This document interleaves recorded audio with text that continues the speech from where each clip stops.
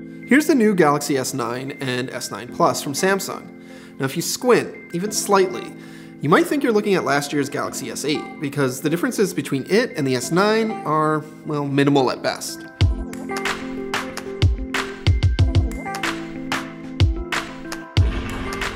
But this is the Android phone that more people will buy than any other this year, and it does come with a few new things that those people will appreciate.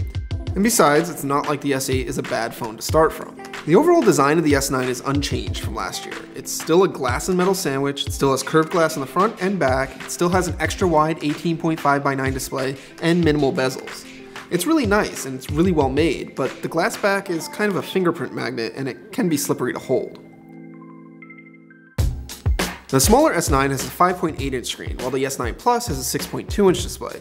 Both are Super AMOLED panels with 2960 by 1440 pixels of resolution. Both are really nice to look at with vibrant colors, sharp resolution, and excellent viewing angles.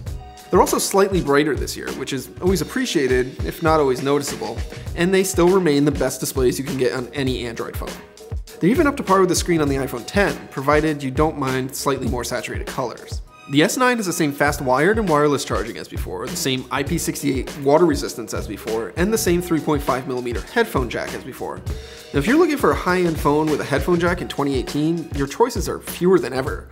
So it's kind of great to see Samsung stick with it for the S9. Now the big design change is the placement of the fingerprint scanner, which has been moved from the side of the camera to just below it. It's much easier to use than the S8s, especially if you're using the larger Plus model, but it's still weirdly small and too close to the camera. I frequently swipe on the camera lens when I'm trying to use the fingerprint gesture to see my notifications, which is kind of annoying. And then of course there's that dreaded Bixby button, which is still there, still in the same spot just below the volume buttons on the left side. Now you can disable it from launching Bixby now, which is progress, but Samsung still doesn't provide a native way to reprogram it to something more useful. Now at its worst, it's annoying, and at its best, it's a little fidget button that you can press without having to worry about doing anything, if you actually disable Bixby. The other new hardware feature here is stereo speakers, which basically catches Samsung up to what everyone else has been doing for a couple of years. They are noticeably louder and fuller than the single speaker on the S8, and they're really great for watching video. I'm not going to say they're the best phone speakers I've ever heard, but they're still great and I'm happy to see them here. The rest of the hardware improvements are all on the inside. It's got Qualcomm's new Snapdragon 845 processor, either 4 or 6 GB of RAM depending on which model you choose, and a new LTE modem that supports even faster gigabit speeds. Now those are specs we're going to see in virtually every Android flagship this year, but Samsung is the first out of the gate with them. Performance, at least during my review, has been great. Everything is really fast and responsive, and the network performance is just as impressive as last year's, and to be honest, noticeably better than the iPhones. Now unchanged are the size of the battery and the internal storage. You get a 3000 mAh battery in the S9 and a 3500 mAh battery in the S9 Plus. Both of them have 64 gigs of storage and microSD card support. I really would have liked to see Samsung increase the battery size this year. It's not to say that the battery life is bad on either model, but it's not the best you can get, and heavy users are going to even deplete the S9 Plus battery after a long day. So despite all of that sameness, Samsung did upgrade one important aspect of the S9, and it did so in a pretty big way. The S9's rear camera is all new. It's got an improved sensor and a new variable aperture lens that can physically switch between a really bright f1.5 and a smaller f2.4 aperture. The S9 Plus gains a second telephoto lens for portrait mode stuff, like Samsung used on the Note 8 last year. On top of that, everything is optically image stabilized. Samsung claims significant improvements in low-light photography over the S8's camera, and it's true that the S9 definitely can take some really great photos in low light. The f1.5 aperture lets in more light than last year's f1.7 lens, and the improved processing helps reduce noise overall. Now I'm less impressed with this switching aperture feature. It feels more like a parlor trick than anything else. Now since a digital camera can just compensate its shutter speed for how much light is in the room, I don't really ever feel like I would ever need to shoot at f2.4. Now if you are in the pro mode of the camera app, you can actually switch between the two modes. So here for an example, I'll shoot this image at 1.5, and then I'm going to shoot this image at 2.4. And overall, there really isn't much difference between the two images. The f1.5 has a slightly blurrier background than the f2.4, which has a little bit longer depth of field, but in terms of like sharpness, there really isn't any difference there. So I'm not sure why I would ever shoot at f2.4 on this phone. I'd probably just leave it at 1.5 and forget about it. The S9 Plus's second telephoto lens is similarly gimmicky. Samsung's live focus portrait mode just isn't as good as Apple's or Google's at separating a subject from the background. And in challenging lighting conditions, the image quality is kinda bad. The S9 can shoot 4K video at 60 frames per second, or slow motion 1080p video at 240 frames per second, which catches it up with what the iPhone can do. Now both modes produce nice quality video, but you have to make sure you have plenty of light for the slow motion mode, or you'll see a lot of noise in the video.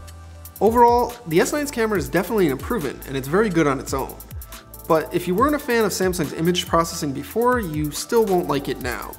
Sure, there's less noise than before and the colors are pleasing, but all of the images definitely have Samsung's look to them, which is different than what Apple or Google's cameras produce. At this point, it really comes down to personal preference, but it's definitely something to be aware of. Now, one thing I wish Samsung did spend some time on is the front camera on the S9. It's the same 8 megapixel camera as found on the S8. It does have autofocus, which no other front camera has yet to replicate, but its portrait mode just isn't as good as Google or Apple's. So all of that stuff is great, and it's going to keep the S9 at the top of phone rankings for most of 2018. But there's a ton of other things that Samsung is pushing with the marketing for the S9 this year, and to be honest, you'll probably never use them.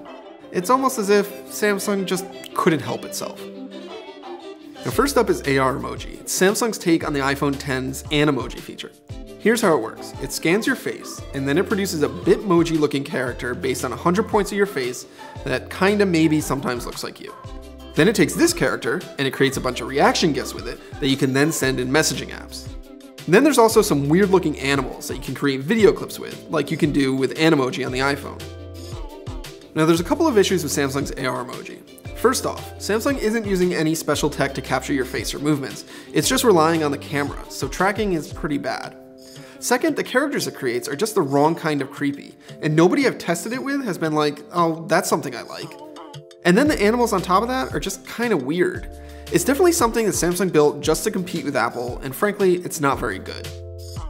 Now Samsung is also trying to ape the iPhone X's Face ID with its new Intelligent Scan feature. It combines iris scanning and face detection to unlock the phone. But it's still slow, and now it shines a bright red light in your face when it scans. The good thing there's a fingerprint scanner that's easier to reach on the back, because that's faster and more reliable than Samsung's face scanning options. Next is the new super slow motion mode in the camera. The S9 can shoot up to 960 frames per second, which sounds really neat, but it can only do so for 0.2 seconds at a time and only at 720p resolution. Now there's two ways you can shoot it. You can try to manually trigger it to capture the 0.2 seconds of action you want, or you can use an automatic mode that looks for specific movement in an area of the frame and then captures slow-mo when it detects it. But in practice, both are really hard to use, and they're really more frustrating than anything else. Worse, you need a ton of light to make it work, and even if you have lots of light, image quality is kinda crappy. And if that wasn't enough, there's the awful music the app overlays on the clip automatically if you don't bother to edit it after the fact.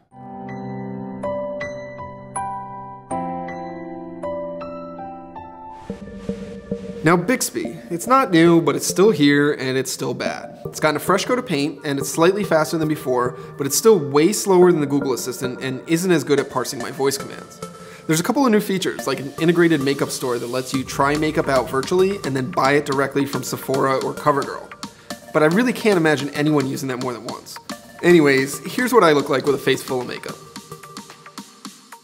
And then there's the perennial complaint with Samsung software. Why are there so many duplicate apps? The unlocked S9 I've been testing has 2 email apps, 2 gallery apps, 2 browsers, 2 app stores, and 2 payment apps.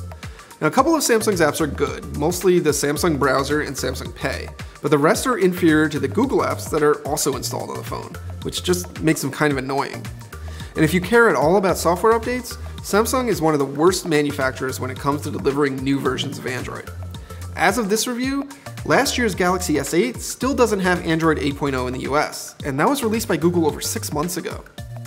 Okay, so it sounds like I just took a huge dump on the S9, but like I said, most of these bad things can be ignored. You can turn off Bixby, never bother to use AR emoji or super slow-mo, and disable most of Samsung's apps. The only real sticking point for some people will be Samsung's poor update history. But that leaves the rest of the S9, which is actually really great. It still has modern design, it has great performance, a great screen, and a very good camera. Outside of the display, the S9 isn't a class leader in any category, but it's good enough in all of them that the whole package makes for a great phone. Chances are, if you're spending between $700 and $900 on a new phone this year, the S9 is going to be one of the best options you can get. But if it doesn't do it for you, you might want to wait for Samsung's next big thing.